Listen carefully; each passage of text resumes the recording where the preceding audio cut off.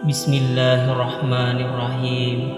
Assalamualaikum warahmatullahi wabarakatuh. Alhamdulillah, segala puji bagi Allah.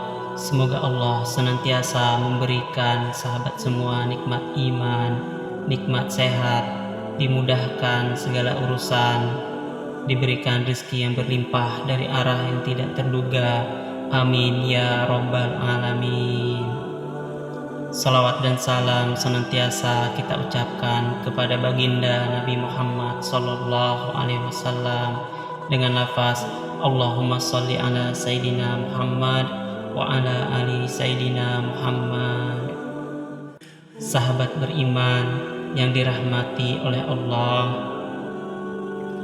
kisah perjalanan baginda Rasulullah Sallallahu Alaihi Wasallam ke Taif. Selama 9 tahun sejak masa kerasulan, baginda Nabi Muhammad Sallallahu Alaihi Wasallam telah berusaha menyampaikan ajaran Islam dan mengusahakan hidayah serta perbaikan kaumnya di Mekah. Namun, kebanyakan orang-orang Mekah selalu menyakiti, memperolok-olok, dan berbuat semena-mena terhadap baginda Nabi Sallallahu Alaihi Wasallam dan para sahabat, kecuali sekelompok kecil orang yang sudah masuk Islam dan beberapa orang yang selalu membantu beliau walaupun belum masuk Islam. Paman baginda Nabi Sallallahu Alaihi Wasallam, Abu Talib, termasuk orang yang baik hatinya. Meskipun belum masuk Islam, dia selalu membantu baginda Nabi Sallallahu Alaihi Wasallam dalam segala bentuk.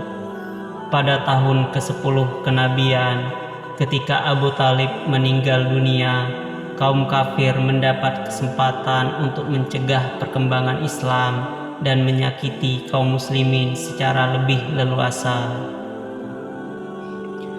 Baginda Rasulullah Shallallahu Alaihi Wasallam pun pergi ke Taif yang didiami kabilah Syafiq yang berjumlah besar, dengan harapan apabila kabilah tersebut masuk Islam, kaum muslimin akan terbebas dari berbagai penderitaan dan Taif akan menjadi pondasi penyebaran agama.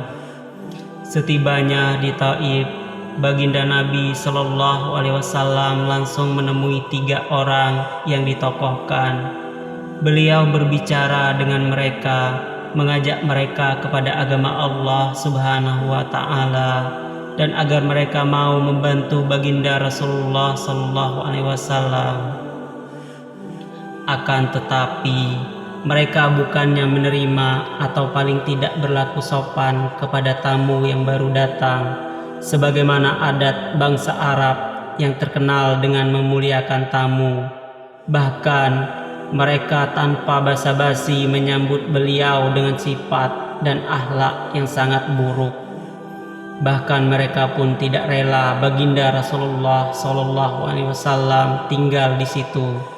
Padahal orang yang dianggap sebagai tokoh seharusnya berbicara dengan sopan dan berakhlak yang mulia. Salah seorang di antara mereka berkata, "Oh, kamukah orang yang diutus oleh Allah sebagai nabi?" Yang kedua berkata, "Apakah Allah tidak menemukan selain kamu untuk diutus sebagai rasul?" Yang ketiga berkata, "Aku tidak mau berbicara dengan kamu, sebab jika kamu memang seorang nabi seperti pengakuanmu, lalu aku menolakmu, tentu aku tidak lepas dari musibah.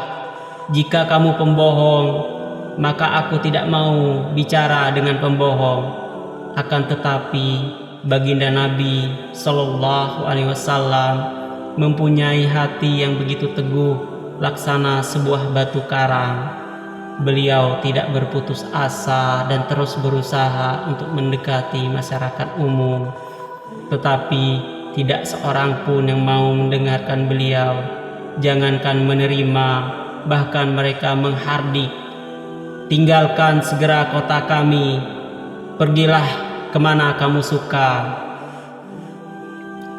Baginda Nabi Shallallahu Alaihi Wasallam sudah tidak dapat mengharapkan mereka dan bersiap-siap untuk kembali. Maka mereka menyuruh anak-anak kota Taif membuntuti baginda Nabi Shallallahu Alaihi Wasallam.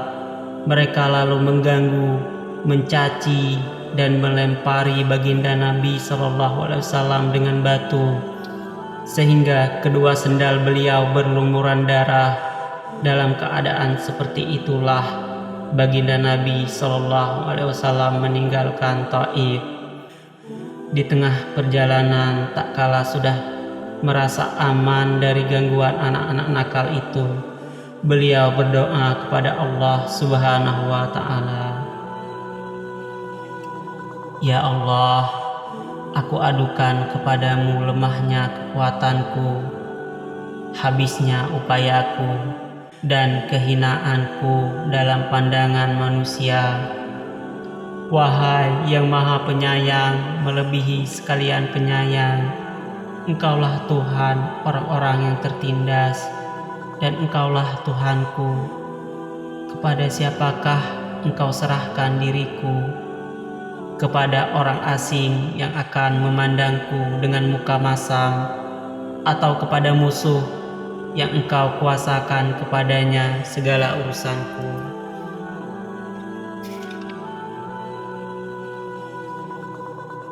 Tiada keberatan bagiku, asalkan Engkau tidak murka kepadaku.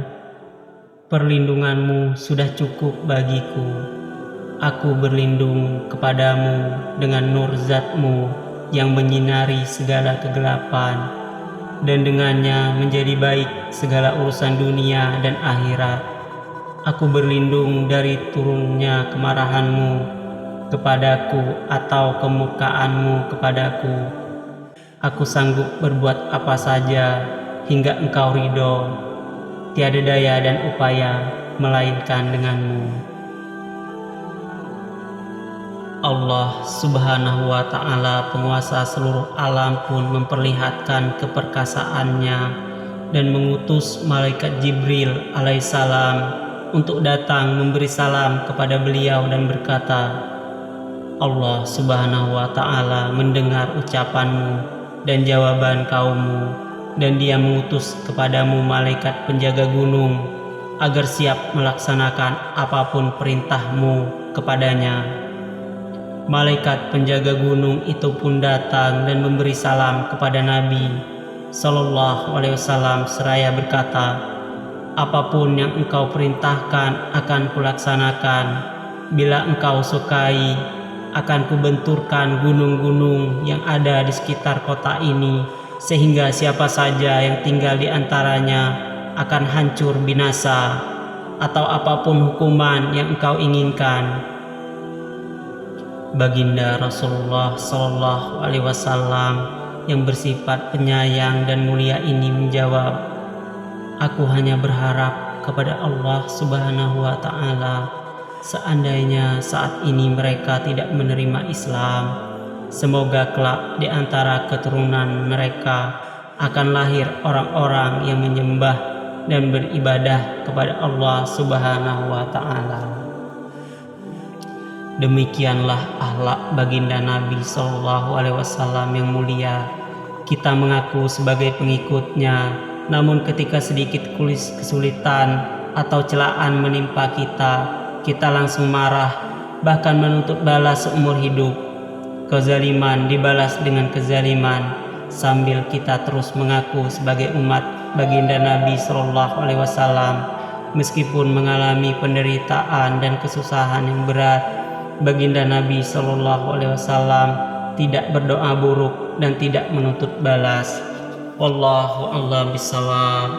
Semoga bermanfaat. Assalamualaikum warahmatullahi wabarakatuh.